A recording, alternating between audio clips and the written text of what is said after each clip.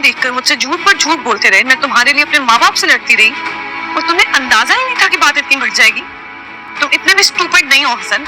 मैंने कितनी दफा कहा इस तरह बात नहीं किया करो, बच्चों के सामने इस तरह बात करोगी? ये बच्चे कहाँ से आ जाते हैं बार बार बीच में? हमारी हालत देखी है तुमने?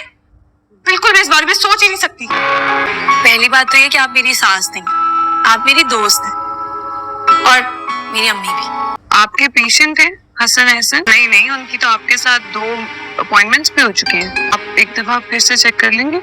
सारा ने हसन के ऊपर बहुत ज़्यादा ट्रस्ट किया कि चलो ये साइकेट्रिस्ट के पास जा रहा होगा, सेशन करवा रहा होगा, लेकिन जब वो भूर बन जाती है इसके साथ तो वो वही देखती है एंगर इश्यूज इसके अंदर स्टिल मौजूद हैं कि किस तरीके से छोटी सी बात के ऊपर वो लड़कों से लड़ने लग जाता है और किसी का भी ख्याल नहीं करता कि आसपास कोई किस तरह से देख रहा है या क्या सोच रहा है उनके बारे में।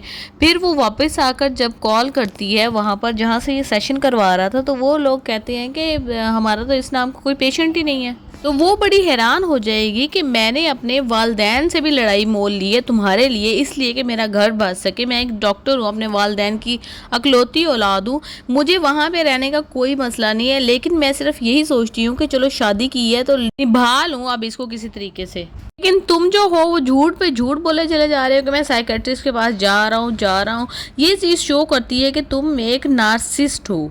दूसरी साइड पे अंदलीब जो है वो अभी प्रेग्नेंट हो जाएगी, वो अपनी सास से बात कर रही होगी तो उसको अचानक से चक्कर आएगा तो उसकी सास उसके बेटे को कहेगी कि इसका चेकअप कराओ, इसको क्या मसला है, कहीं ये ज़्यादा पढ़ाई का स्ट्रेस तो नहीं ले रही। जब वो चेकअप कराएगा तो उसको पता चलेगा कि ये तो प्रेग्नेंट हो गई है और वो सोचेगा कि भाई मैं तो बाप कभी भी नहीं बनना चाहता था, ये मेरी ख्वाहिश तो नहीं है। फिर वो अंदलीब को कहेगा कि हमें ये बच्चा नहीं चाहिए।